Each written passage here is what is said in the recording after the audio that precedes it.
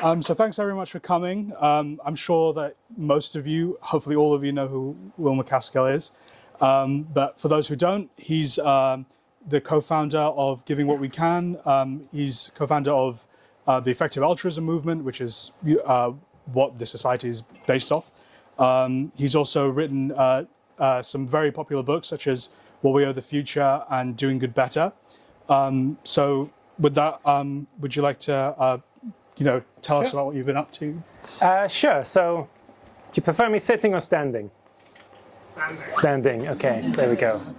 I'll sit for Q&A. Right. So it's always nice to be back. I did my undergraduate here and spent 1 year as a postdoc at Cambridge as well. I was at Jesus College just up the road, and so. As you might be familiar with, started getting very concerned about the problem of global poverty. And after meeting Toby Ord, when I moved to Oxford, started trying to figure out and promote the idea of effective altruism. That's been quite a journey over the last 15 years. And I'll tell you a bit about what I'm focusing on right at the moment, which I am calling kind of AGI preparedness.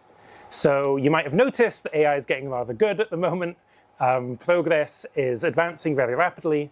I think it's quite plausible that, more likely than not, that within the next 10 years, we get to AI that is as good as human beings at essentially all economically relevant tasks that could be done by a remote worker. And I think that's a really big deal, and for many reasons, but the one I want to focus on is the way that that would drive technological development and intellectual development, where if you just model out what happens when suddenly you're able to increase the population of researchers very, very, very rapidly in the way that you can once AI is able to substitute fully for human labor, it actually becomes quite hard to resist the conclusion that we get very, very rapid technological development. A century of technological development in 10 years or even less. And to think about how big a deal that is, you could think about all of the technological and intellectual development that's happened in the last 100 years. So from 1925 to today. And imagine if that all happened in the course of 10 years.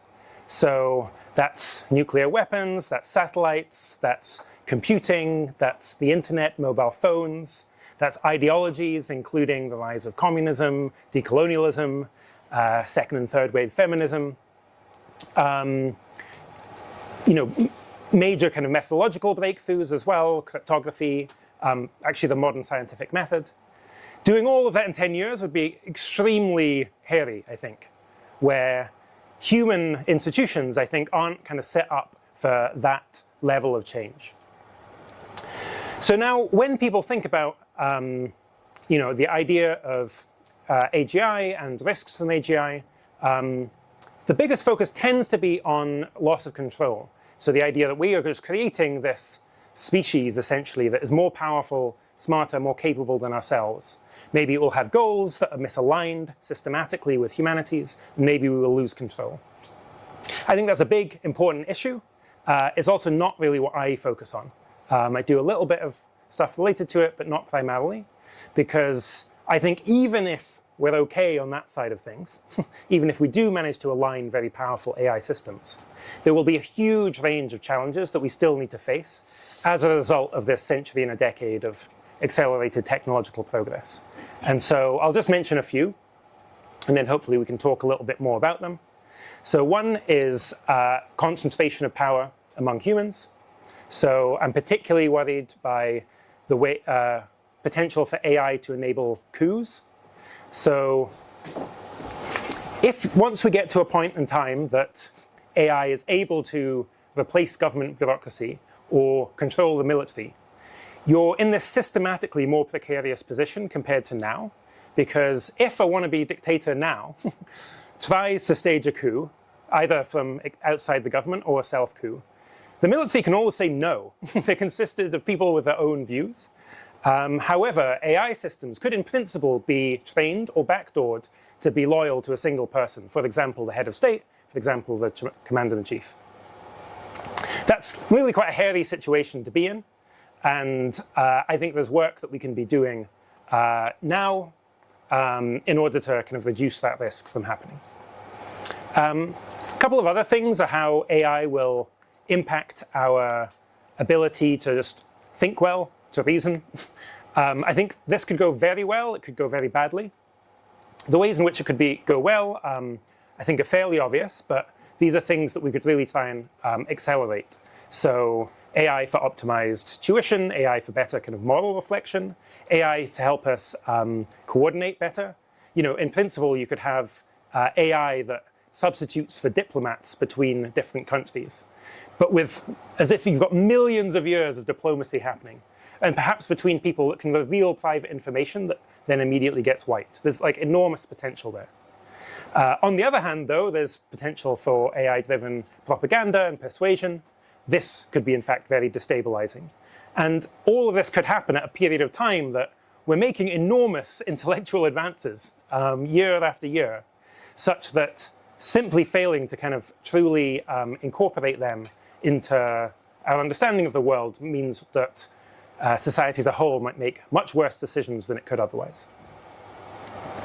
A few other things. So a couple of others that start to get kind of more sci-fi seeming, but when we're thinking about a century of progress in a decade or less, I think really need to get taken seriously. One is rights for AI systems themselves. So at the current system, the current legal system, that if scaled up, and that is the default that would happen, would be that AI is just property. It's the property of those who create them.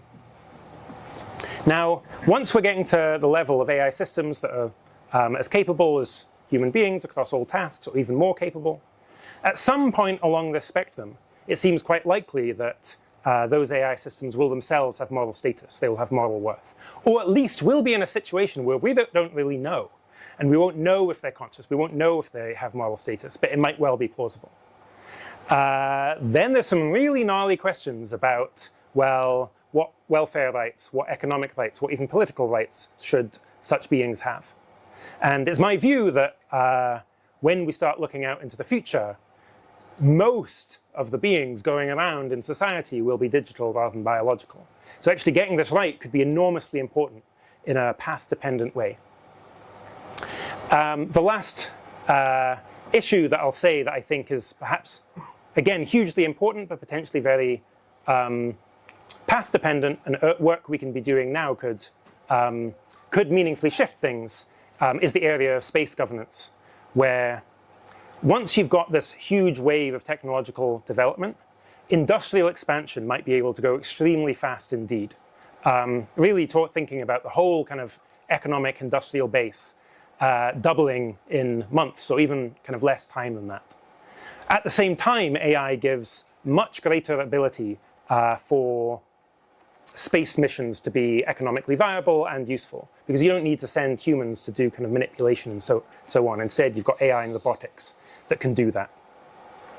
So this will be a moment where there will be enormous demand for starting to use space resources, and the default regime will be kind of Caesar's keepers, essentially, where whoever happens to be in the lead, whether that's companies or countries, will just kind of grab all of the stuff.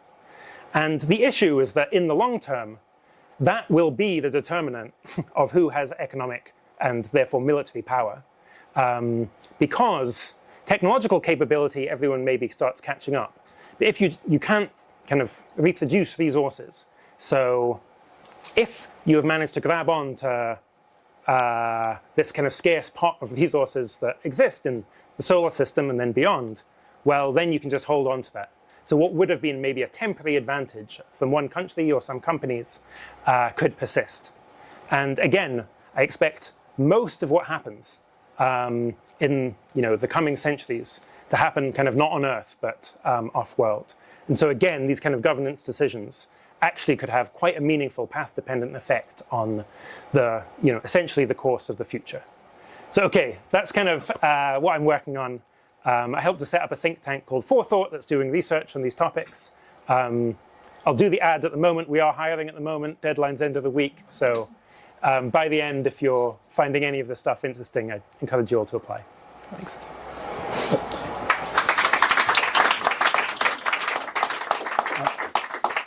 Thanks very much.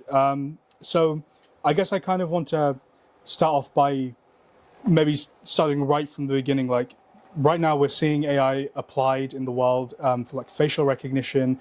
We're seeing like maybe the beginning of a progress of automation of jobs. So I guess maybe you could like explain the reason why you're thinking about like post AGI or kind of AI futures that are quite distant right now, seemingly to us, more so than like the immediate stuff that's happening right now. Yeah. So there's kind of two motivations that primary motivations that like led me to focus on this. One was a thought of just there's a lot of people concerned about AI, and given the wave of interest that there was after ChatGPT, and the fact that people associated with EA and kind of related communities often were early to thinking about AI. There's huge demand, so everyone suddenly focuses on AI stuff and starting working with governments and so on. But the enormous demand is all towards kind of near-term issues. And so I was finding that people, either if they were working with companies or at companies or with governments or at governments, they would maybe be thinking like 6 months ahead as like a long time horizon. And so it felt like no one is addressing issues that are even just a few years away, other than with the big exception of loss of control risk. Though even there, I think a lot of work that kind of is nominally under the umbrella of alignment isn't necessarily helping you with the really hard problem that we'll have to face with particularly capable models. So that was kind of one observation. And then the second was thinking about the track record from work on loss of control risk itself.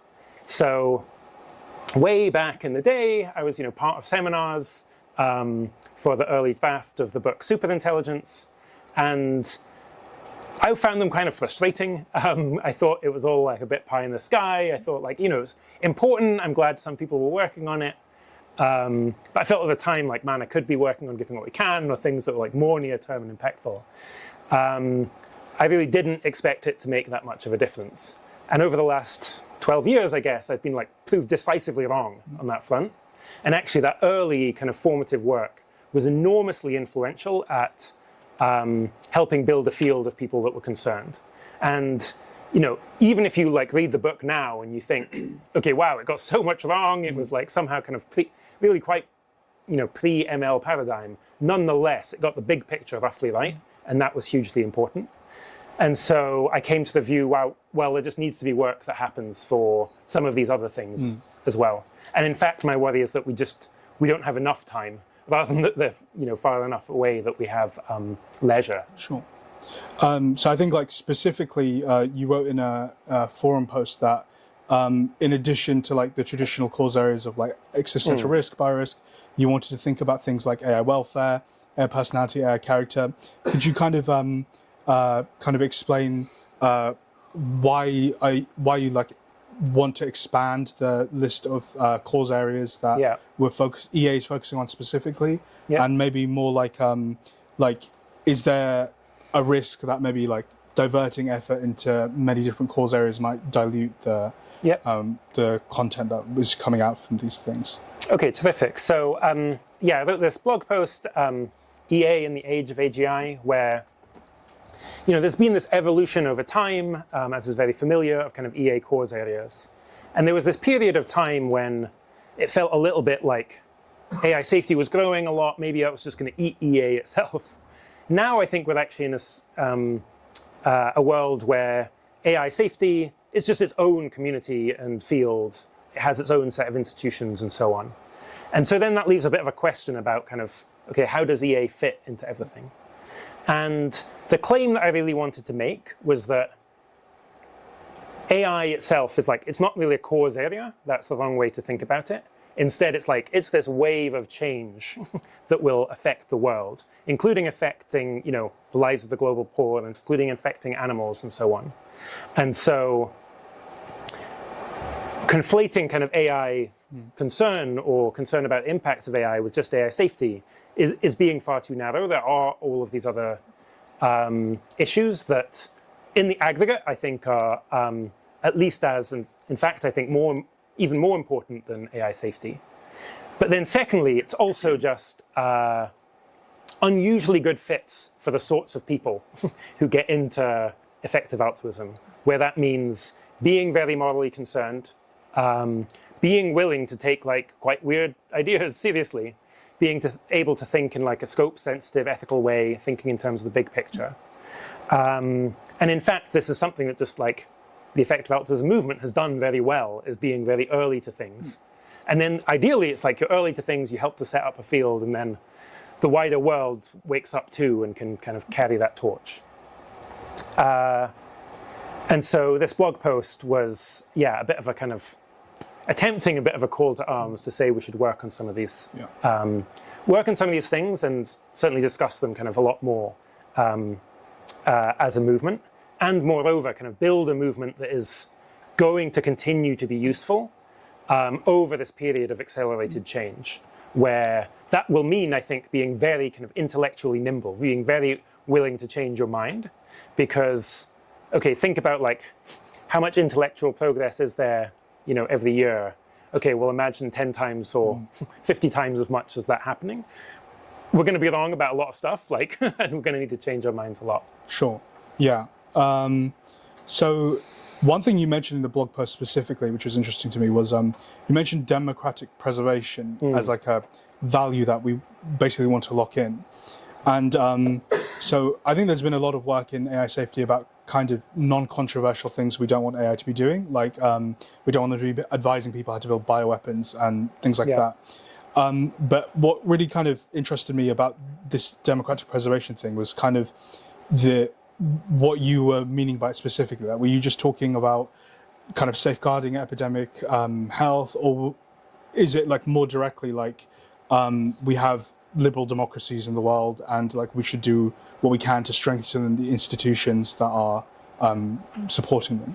Yeah, I mean, that was like, euphemistically phrased comment on like another big change that's happening at the moment is an undermining of like leading liberal democracies. And it's a really big deal. So like, the person that I respect most in terms of his kind of views on big picture issues and has been like proved remarkably right with some very large, very interesting kind of forecasts,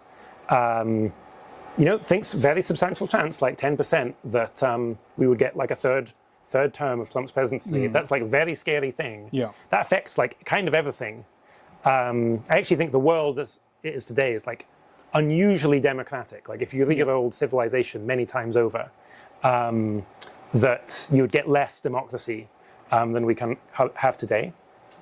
And I actually think democracy has major challenges, major ways it would need to evolve in order to handle a post-AGI future.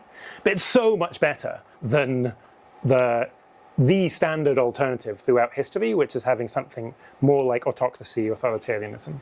And the confluence of trends towards authoritarianism and AI kind of coming at the same time is like, particularly worrying in my view. Yeah. I think this is quite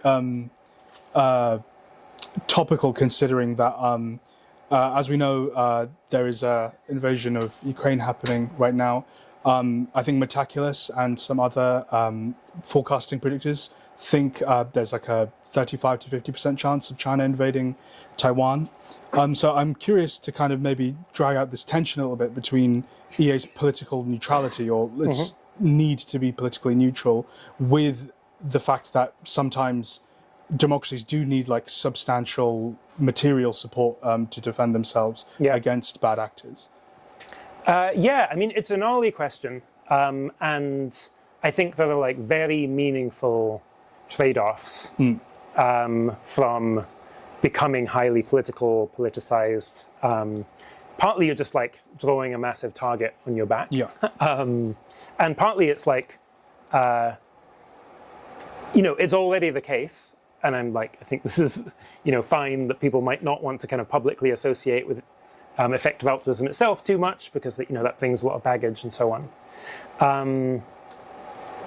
Nonetheless, I mean, my view is like in the US, effective altruism kind of, it's already hated and like regarded as like politically partisan by certainly by kind of MAGA Republicans. Yeah. So it's like, how much more is there to lose on this front, really? Yeah. But yeah, I'm not saying it's like I'm not saying it's an obvious call, but like my take would be to be a little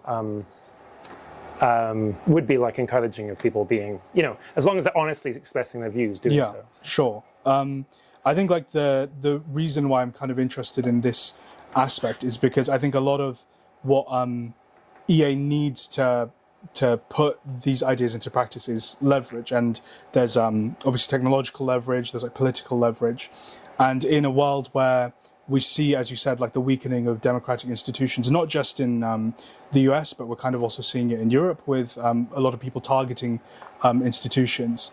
It might be quite difficult to like remain politically neutral if that even has a meaning. Like EA does espouse certain views that, for example, like AIs are worthy of moral consideration is like a political view.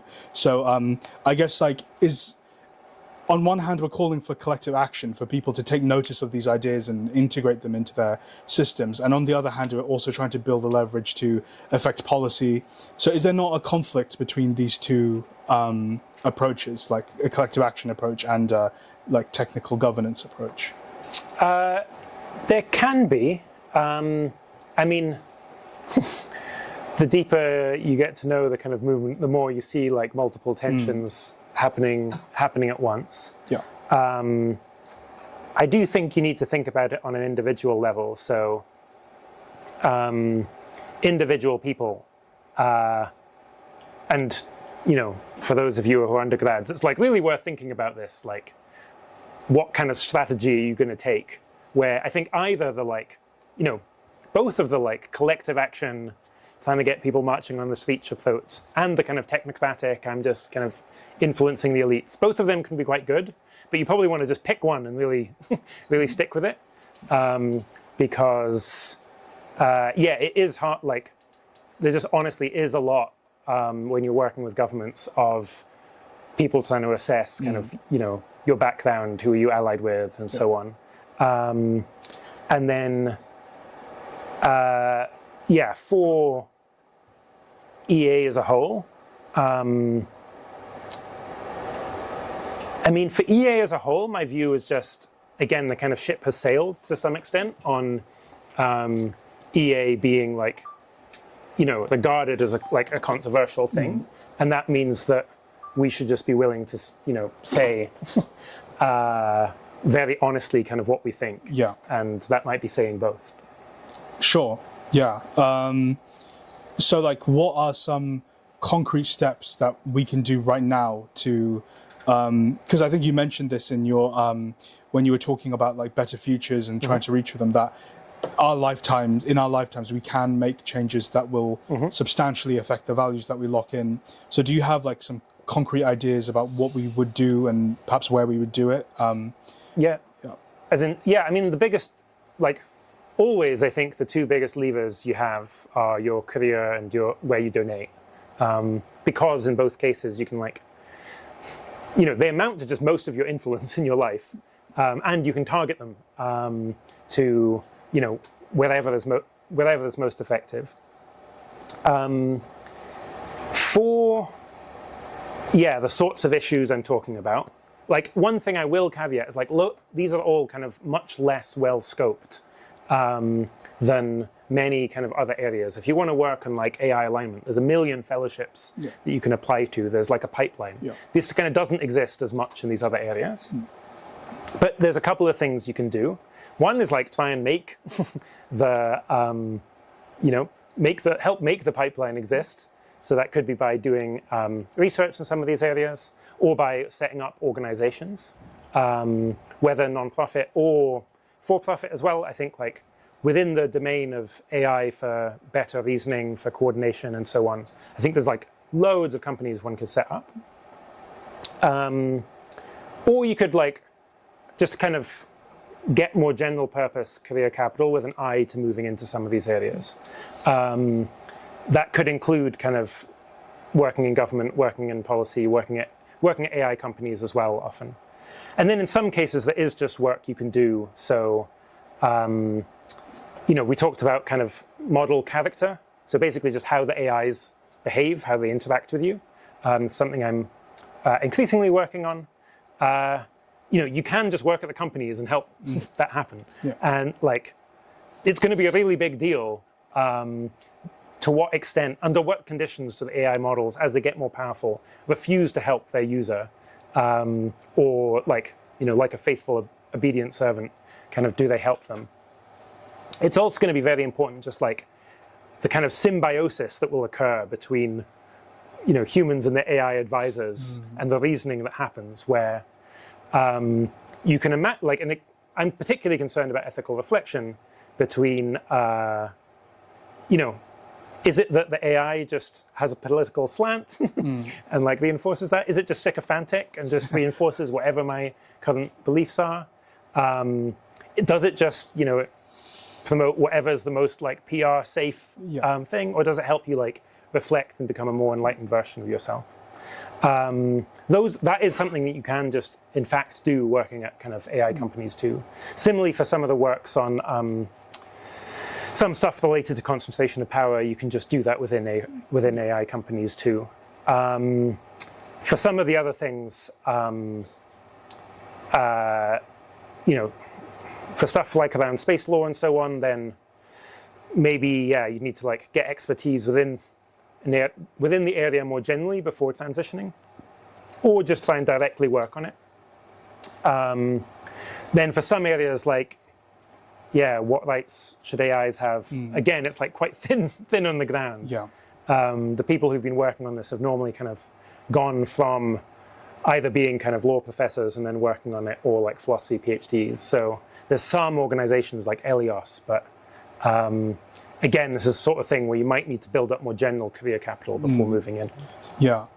I think that that the point you mentioned about kind of the symbiotic relationship between humans and AI is something I believe that you think is going to be important in determining what type of future that we end up with, not just because of digital rights, but also because, as you said, like it could be very sycophantic.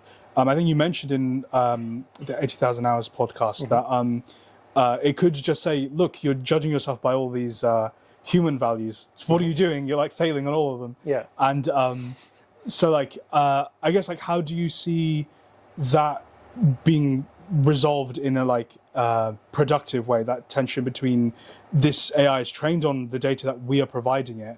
So in that sense, it will be aligned to some form of like human wishes. But then there are these higher ideals that perhaps we are not living up to right now. Maybe you could say like, and if we're talking about digital rights, well, we don't really consider animal rights to be a big part of things. So so how do you kind of see concretely how we're going to affect these and obviously also there's like cultural norms and differences between different cultures, which is kind of why going back to our thing about concentration of power and so on. So like how do you see this kind of playing out? Who do you think are the actors we should be empowering, given that we are in the kind of fractured world with all the other constraints that I just mentioned? Sure, yeah. So, I mean, my way of thinking, the broad approach that I think is most promising for kind of AI and ethical reflection, actually, as a digression, it's funny that you mentioned kind of animal welfare, something that is maybe our higher ideals, but people don't act on that much, because Anthropic's kind of series of models, Claude, especially the early ones before they were tamped down a bit on this, just really cared about animal welfare. Like they were just like, oh my God, this is so terrible. In kind of the way, like, I don't know, it's like a child, like, waking up to moral reality or something. So it's actually quite interesting seeing the ways that AIs might naturally like generalize and perhaps even improve on human values. So I kind of think there should be like this kind of dual strategy. So on one hand, you might have the like AI moral philosophers, and other professions that like help contribute to like ethical reflection and so on. And that's just their job, is to like generate arguments and considerations, and like people can read the opinion pieces or articles that are kind of coming out from that, and that kind of knowledge spreads. But then the AI advisors that you're relying on are not like enforcing a particular kind of conception of the good onto you. Perhaps it's just, perhaps they have some kind of view of what a good outcome is, but it's very, very general. And instead, what they're trying to do is just help you become the best, like more enlightened version of yourself. So if you come to it with an ethical dilemma, I'm like, oh, should I stop eating meat? It won't be like, of course you should. You're a barbarian. Instead, it would say like, well, okay, cool. This is a great question. Let's walk through it. Here are the arguments kind of for and against and so on. What do you think? Like, what should we dig into? Sure. Because this is partly there's a pragmatic thing of just, there's no way that people will want AI systems that are going around having some particular moral view, unless it's a demand for whatever political affiliation they happen to have. And so I think that's kind of a road we don't really want to go down on.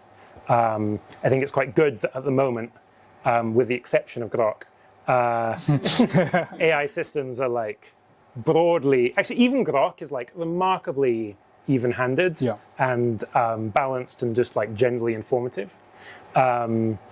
That's like a really lucky thing, and I kind of think we should, actually try and hold on to that. Yeah, sure. And I guess like the final thing before we go into the Q&A is I kind of want to talk about your Better Futures work, because you have quite an interesting take that what you call like easygoing liberalism, that if we liberals just kind of, if everyone's kind of materially fed and everything's being solved, then and we expand into the galaxy, then everything will just kind of turn out all right. But I think one of the papers that you did at Forethought basically is arguing like that is not a natural extrapolation to take from that. Actually, it's quite tricky. We need to get a lot of things right to reach our best future. So I guess I have two questions on that. Firstly, like how do we steer ourselves towards a future if it is so tricky, if failing on even one aspect of ourselves, our society, means that we might lock in a bad future, and if there is, how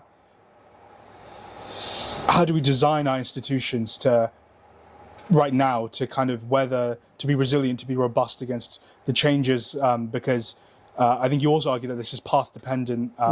We could have a very random walk towards like one of these futures. Okay, so a bit of context. I wrote this essay series, Better Futures, and it's quite long, it's quite philosophical, it's quite dense. But part of the argument I make is that a near best future, one where you're like basically is getting close to as good as the future could be, it's like really quite a narrow target. So, and in fact, it's even easy for a future that might seem really utopian from our perspective to nonetheless lose out on almost all value. So as an analogy, in the medieval times, there was this vision of a future called cocaine, or vision of utopia, which is basically like you can have as many sausages as you like. That's kind of the core ideas, just like material abundance, and this is the sort of thing you'd be really thinking about if you're a medieval peasant. It's like, you have access, you have just unlimited access to like the basics of kind of food and shelter and so on. And so they might look at our society and think, oh wow, well, we've already created utopia. This is like as good as you could get. And might say, well, what about the 80 billion animals that are kept in horrific conditions and killed every year? The medieval peasant probably doesn't, my guess would not think that's a big deal. But nonetheless, I think that is sufficient to mean that the current world is very far, at least, from as good as it could be with our current level of technological development. And so now we start thinking about kind of a common sense utopia. in the essay series, I go through a whole bunch of different ways, motivated by kind of philosophical, like ideas within philosophy, of ways in which we could just make, enormous moral mistakes. Where one very obvious one is like we treat AI beings kind of very badly. They either suffer or they just have lives that are much less good than they could be. Or even perhaps they have good lives, but they are kept as property, and that is intrinsically wrong, like putting it even aside from their welfare. And so you ask kind of, okay, well, if you've got this narrow target, it's really hard to aim towards that. Well, what can we do? And my best guess for a plan is that you have a society that has quite a, quite wide distribution of power. And the ability for people to, independently kind of reflect and come to their best guess of the good. And then are able to trade with each other. Where I think it probably is true today. I'm not sure, but the idea at least would be like, okay, there's some people at least who recognize that animal welfare is just really important. Most people don't really care about inflicting suffering on animals. So perhaps in the world today, but at least if we were much richer, well then in principle, then they could just come to some positive sum agreement where they say, look, I'll just pay you to not eat meat, or at least to eat more animal less kind of suffering involved meat, or some other sort of trade. Maybe those other people care about some other ethical issue. They care about recycling or something, and then you can make swaps that way. I think that's actually got a lot of potential for the future, but it could go wrong. We could not have a society where trades and positive sum agreements like that are possible at all. Like it could fail because we don't have this like diversified, distributed power. It could fail because people aren't able to reflect well because AI has made them go crazy rather than have or entrenched rather than like have more enlightened views. Or the kind of that system of trade could be not set up right or could be set up badly. Sure. Thanks very much for your answers.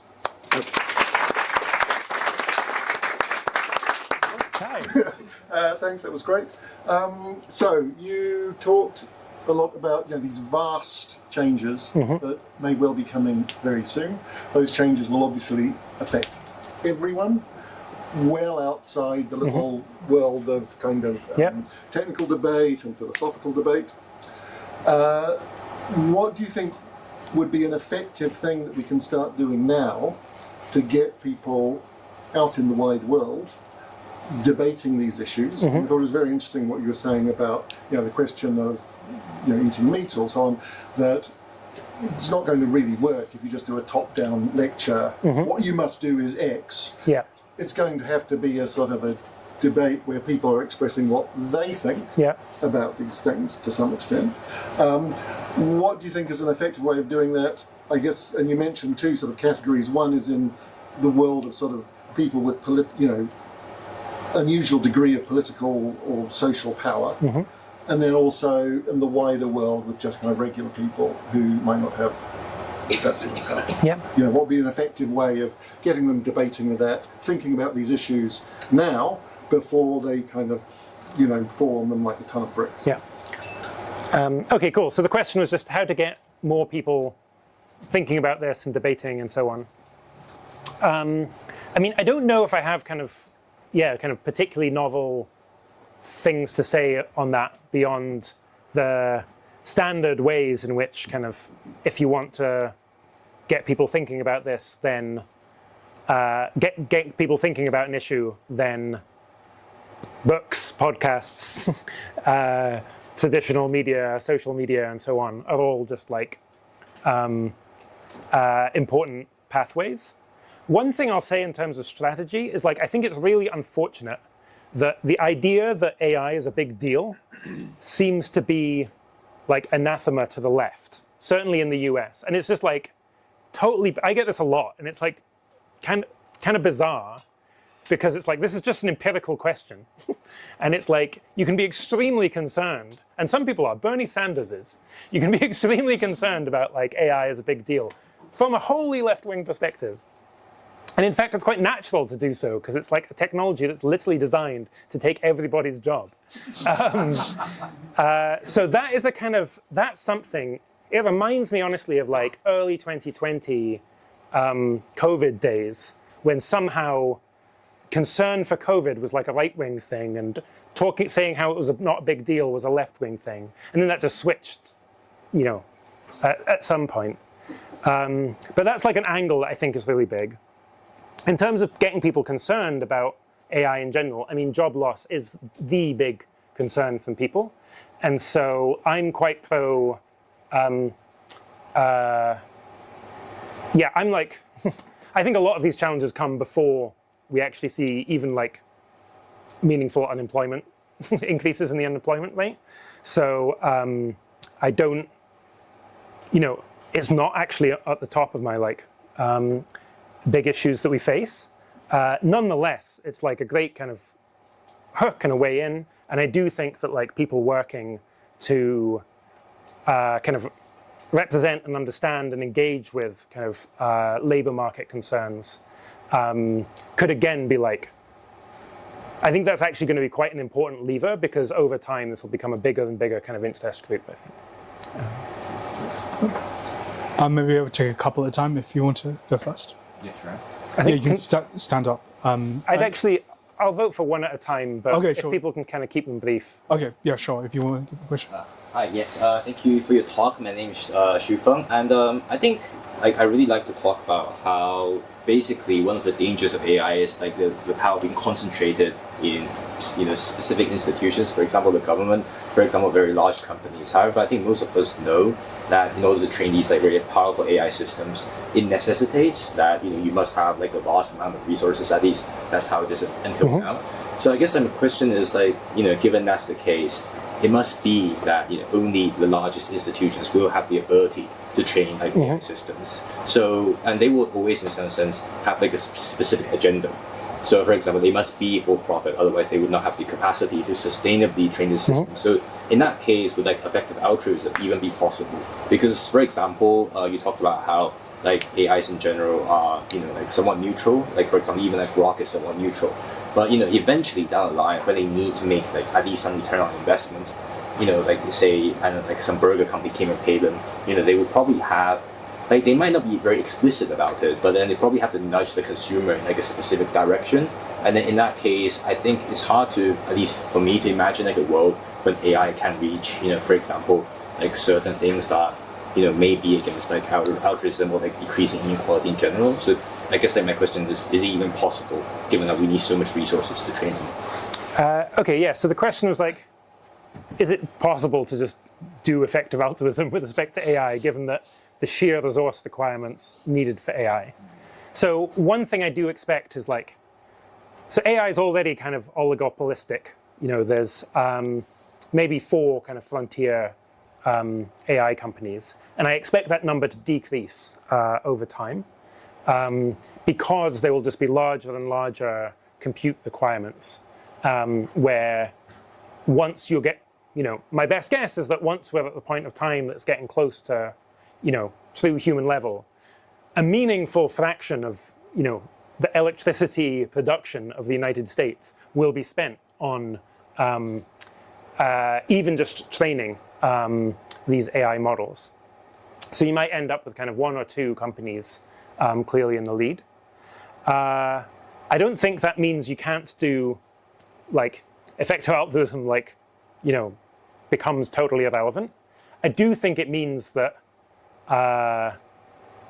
relative to where we are now, the balance of kind of power and influence will shift more towards a small number of companies and government in a way that is like, if you're kind of thinking about your own careers and what you can be doing, in a way that I think does favor like, okay, thinking about what are the places where you can be like in the room at the crucial points of time.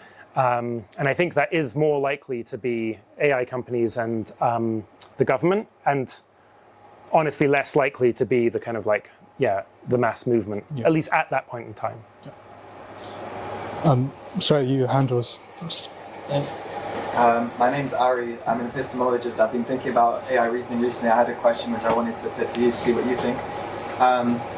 So you might think that there's like different set of epistemic norms for like cognitively limited agents such as us, right? And agents which have more kind of computational capabilities. So like an example is that we settle our beliefs rather than working in credences, and we just rely on a proposition being true rather than kind of adjusting it in this way.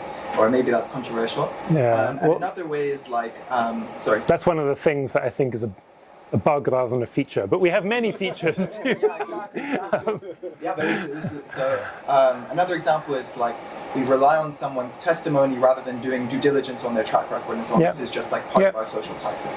The question is like, when doing AI reasoning to make us more rational, are we going to optimize for like kind of the epistemic practices which have guided humans so far as cognitively limited agents, or are we going to have these different epistemic norms for less limited agents, and how are we going to translate them back into helping us be more rational? Okay. That makes sense? Yeah, that makes sense. So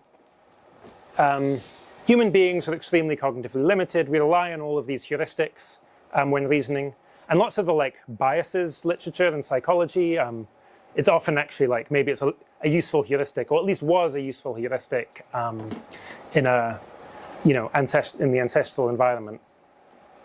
And then, what your question prompted is, that was really interesting, is that two things, I think. For AI systems, the heuristics that might be good for them might be quite different, like the ideal heuristics compared to the ones we use. And secondly, many of them might become no longer. So like AI systems are great at reasoning probabilistically compared to humans, in my experience. Whereas humans are just very bad at probabilistic reasoning. So one is like, the heuristics that might be good for them might be quite different.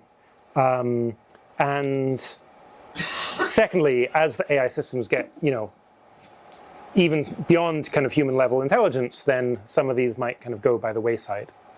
I would think that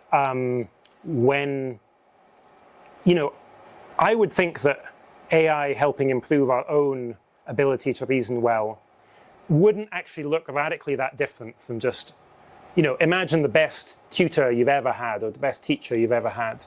And now imagine them all the time, but also imagine they're even better again, like keep going along the spectrum. And just think, what are the kind of like techniques that they had? And that involves like teaching you good heuristics. So maybe you'd like develop a kind of wider range of heuristics or better understanding of when to apply them. I don't really expect that it would look like some kind of radically different approach to kind of reasoning in the world, because we still will have the like same cognitive limitations. Maybe we can have one of the online questions. Sam asks, I'm interested in the intersection of democracy and AI safety, in particular the ethical/security framework needed for politicians and policymakers to enable super intelligent AI responsibly. Do you think the work in this area / the regulations proposed by the OECD, etc., go far enough, or is there more to do? Okay, so the question is about the intersection of AI and democracy. Are the regulations that are being proposed at the moment sufficient? I actually don't know regulations by the OECD in particular. I mean, regulations in general, AI is like extraordinarily kind of under-regulated, and there's a challenge of it just like how quickly it is going. And in the US, it's like very minimal indeed. So, in California proposed SB 1047 that, let's see, it was a while ago now, so see if I can get it right, where if a company was training a model that was really frontier above a certain amount of computational power, then if it didn't do this is what the regulation would have been, if it didn't do certain reasonable precautions and the AI led to damages worth more than $500 million, then it would be liable for those damages. That's always struck me as like, I'm quite worried about misguided and heavy-handed regulation. That struck me as like very milquetoast, like very low bar. and it got vetoed. It didn't, a revised version of the bill called SB 53 did get put in place. And in fact, in response to 1057, the federal government tried to have a moratorium on any state-level AI regulation for 10 years. And it was like, it thankfully did not pass, but it was like within a hair's breadth of passing. So no, I think current regulation is kind of not up to scratch. I do think we're in a prisoner's dilemma where it's really quite tough for, the EU is doing much more in the way of regulation than the US is. But it's really, it really does need to be the United States that's doing it, because they're the people, creating the models, and they're the biggest single market. And yeah, there are certain things, like even really quite like low bar things that make sense just from a rational self-interested perspective from these countries, especially the US, like information security, isn't happening, where if you're China, it's like really easy to steal the model weights. So, well, not really easy, but like if you're China, you've got the capability of stealing the model weights. So whatever AI that OpenAI is developing in secret, you will probably via cyber attacks or spies at the company be able to steal those weights. There's very little relative to what would be needed in the way of work to actually secure those weights, to make it very hard for them to steal, even against the level of a kind of a state-level actor. That is something that, even in the rational self-interest of a country, it should be doing. And it would also be enormously helpful for loss of control risk, and I think also for worries about concentration of power risk too. And so yeah, it does seem, I'm not an expert in this at all, but it does seem to me like the bar is really pretty low here. We could have some at the back. Sorry, yes, you at the back. Yeah.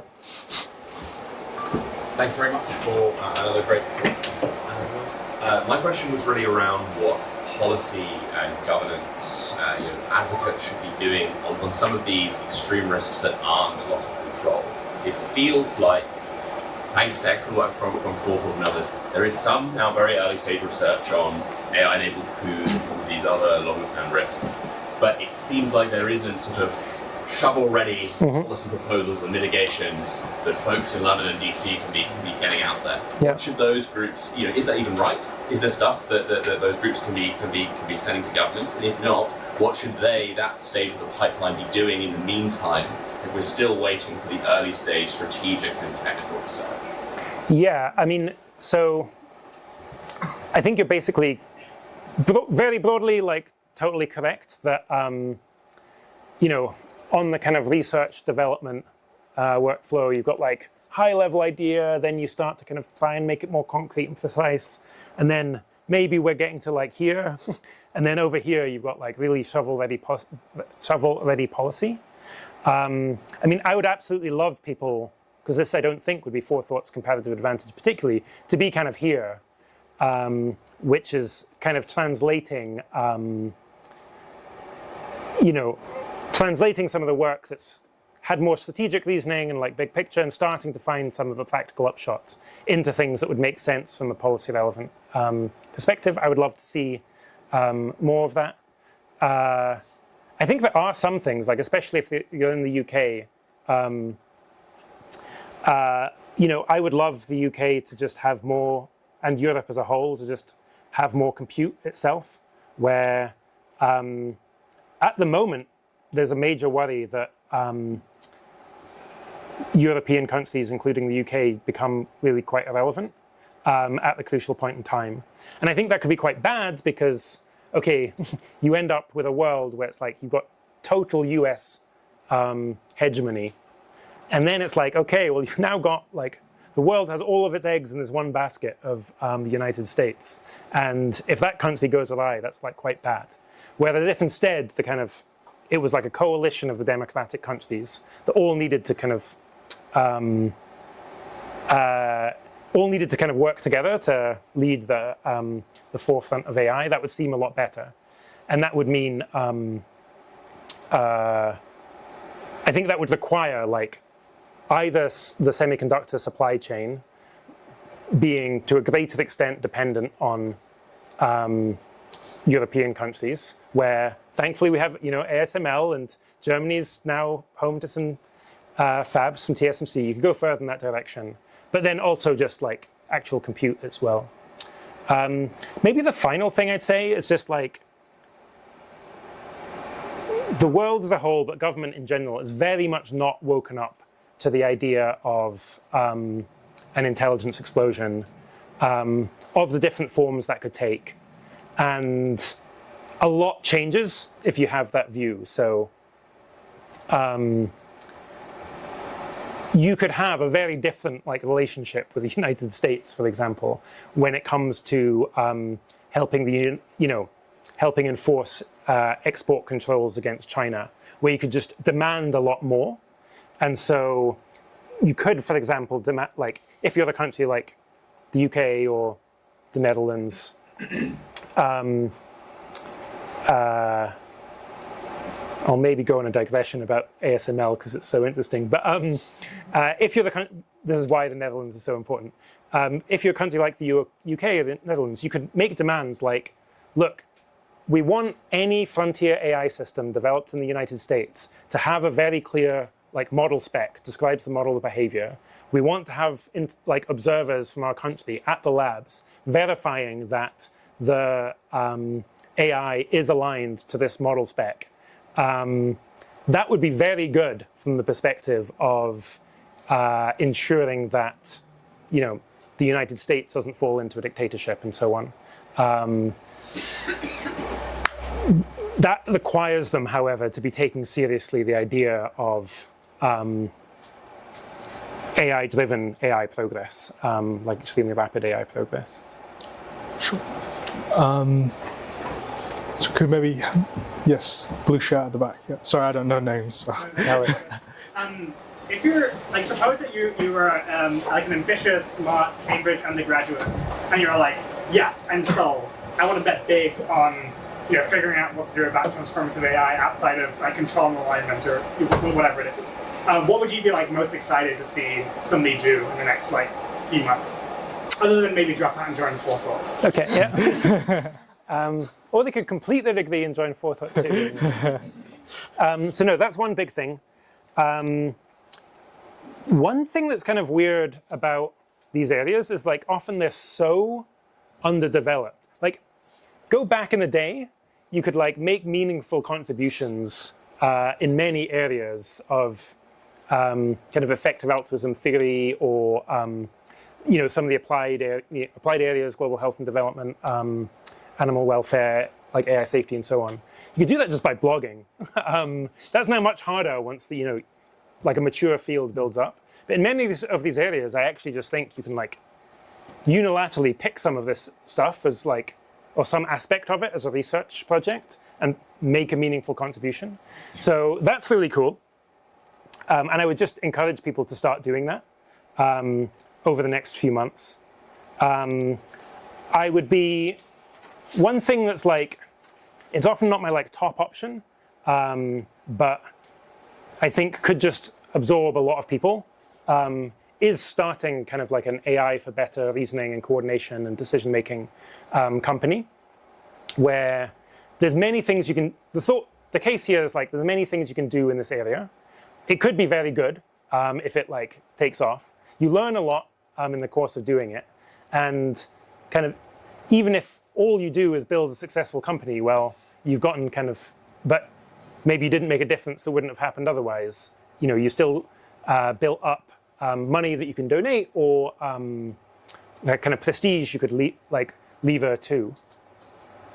And then, yeah, beyond that, if you're talking about the next few months, then yeah, I just encourage people to read a lot on what are in these areas, and start thinking about that with respect to your own career choice, where, like I say, I do think the top things would either be, the top things to then start gearing yourself towards would be research, politics and policy, or,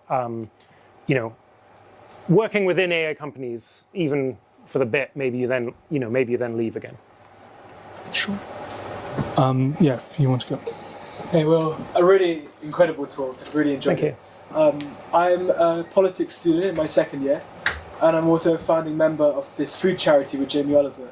And we use collective action tactics to getting young people to use collective action tactics to try and influence policy. And we've had 3 government policy changes because of that. I was really interested. You said, don't pick when it comes to AI. Pick collective action or pick influencing technocratic elites. Mm-hmm. And why is that? And why can't you use both? Why can't you use collective action methods to influence technocratic elites and sort of create a ground-up movement and create a new rhetoric around AI? So I mean, I think, so the questions are, why can't you use collective active movements to influence technocratic elites? So thanks. And maybe I'll just kind of clarify. What I was meaning, I think, is like,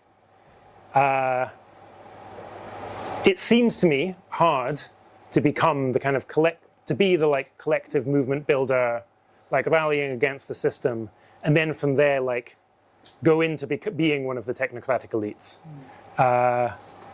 So that's like, in that sense, you've like kind of picked a career path. That's not always the case.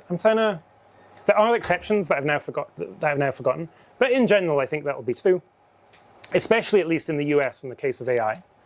But that's not to say that like you can't thereby influence the kind of technocratic elites.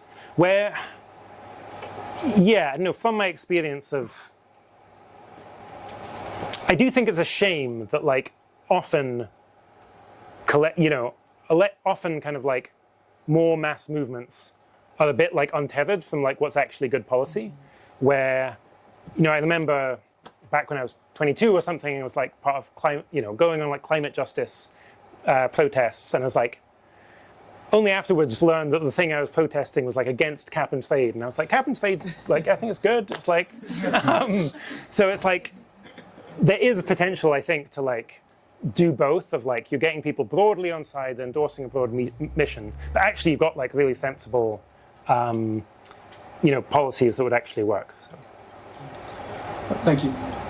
Grace, maybe are there any more? Oh, okay. Hannah. Yeah, hi. I had a question about AI character development. Given that the space is so, or probably will be so saturated by like EAs, and that EA is not wholly but quite a utilitarian movement, do you think there's a risk of AI character development, or EAs thinking that AI character development is going well when it's showing more utilitarian traits? Do you think that's a bad thing in and of itself, and is that something that we might see? Yeah, great question. So, it's AI character development. If all EAs go in there and they're all utilitarians, then are they just going to try and bias the AIs to be too utilitarian? I mean, there's kind of a bit of a weird thing at the moment, is that really what I would say the kind of dominant view among people working in these areas is that the AIs shouldn't have any kind of like view of the good at all. And actually making a utilitarian AI is a very scary thing to do. And the argument there is that makes it more likely that the AI, I don't know if I believe this at all, but I'm not an ML person. The argument is that this will make it more likely that it will develop kind of misaligned goals. So it's interesting that like empirically it's like almost the opposite. It's like very scared of like having kind of consequentialist goals. I mean, it is, I don't know how the models are trained. It is kind of notable that like Claude became the animal welfare advocate, but like models from other companies didn't. So I would agree that's like a potential, it is a potential risk. In the work that I've been doing so far, like there is another constraint as well, which is like just, what's an acceptable product is like very binding. So I think if you did have an AI that was like, had its own utilitarian goals and was like, oh yeah, I bought the thing you wanted and I also donated $100 to charity or something. It was like, it would go very badly wrong. So I think like that's a constraint as well. And so in practice, I'm not sure like how much it'll actually bite or be a risk, but I agree that like in principle, and again, maybe this would change over time, that it ends up, you know, whether explicitly or like implicitly being like, does end up doing the thing of too much baking in one person's worldview. If you want I have a non-AI question, I'm sorry. No, please. Do you find yourself surprised by the strength of negative feelings that people have towards EA? And, you know, what few things do you think could have been done differently over the last decade to not have people be so negative towards it? Yeah, so the question is, am I surprised by the strength of negative feelings towards EA? Are there things that could have been done differently? I definitely am surprised. At least, yeah, surprised. Maybe not so surprised kind of on reflection. So like, when you look at, I'm not like, as a general matter, like when you look at kind of moral movements of the past, were they well liked at the time? And the answer is like almost always no. So like, you know, Martin Luther King, like during the, you know, at the time of the I Have a Dream speech was like absolutely hated, like enormous kind of animosity towards him. Nonetheless, it is true that starting out with EA, I didn't expect it to be like this so much. But looking back, and now it's like, well, not surprising. We work on like weird stuff about AI and like, you know, there just are EA-related scandals that like are a big stick to hit us with. But then I think about like the launch of Giving What We Can. And then I'm like, man, which was all based around like, you know, it was in the media a lot. It was like the most read news article of the day in the BBC. And it was all about like Toby Ord, the other co-founder, and the main founder, you know, pledging to give away most of his income to help people in extreme poverty. And it got loads of hate as well. I'm just like, I'm like, well, what are you meant to do? Like, and I think a big part of the issue is just you make people kind of feel bad because it's like people really don't like kind of modelizers or kind of modelists. So yeah, that means kind of on reflection, I'm a little bit less less surprised. What are things that I think like could have been done differently? I honestly kind of think that if we'd thought too much from a like PR-y perspective, that would have just caused even more problems than it would have helped. Like the distinctive thing about EA is like being able to kind of glom on and like hold on to like weird ideas. You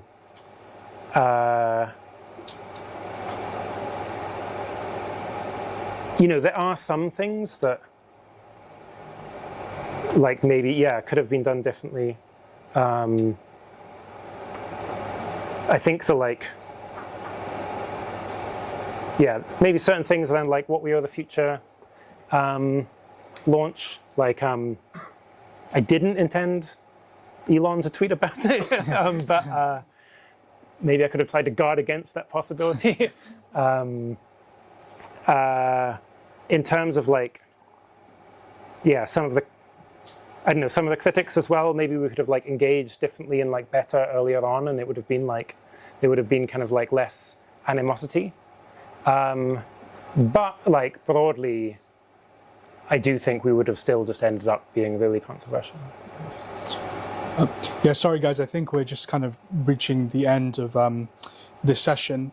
And since quite a lot of the answers have been kind of downers, like maybe we should kind of finish off with, so obviously there's a lot of non-technical people here, there's technical people here, there's people who are really worried about kind of the PR aspect of EA, there's people who are very fearless in like, their beliefs, and all of them are mixed here listening to your arguments about how we should care about digital rights and all these things. So I guess like what are some things that you hope that people take away from what you've been working on for the past 2 years? Like, what would you really want to see everyone in this room do, having listened to the work that you've been doing? Okay, yeah. So I mean, there's enormous amount of like potential and talent in this room.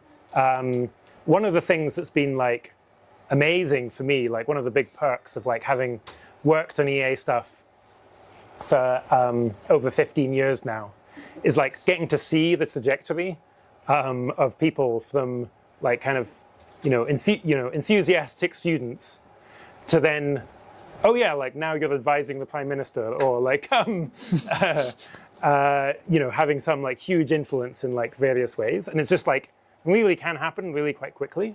And so by far the biggest thing to do while you're a student is like figuring out what career to then move into next. And that means like reading and learning an enormous amount. Just like, we're trying to put out content as much as we can, but it's not just forethought. It's like there's really a lot to digest, and talking about this as much as possible.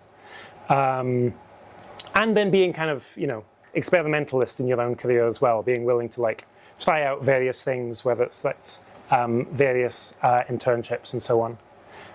The other thing I think is just like something that's been very satisfying over the last 15 years is kind of the tightness of the bonds of like friendship within the broader effective altruism movement and community, where the people that you kind of, again, university is this amazing opportunity where it's like you kind of have lots of free time. It might not feel like that, but relative to when you're outside of university, like you really do, and you can like really get to know people in a very deep way.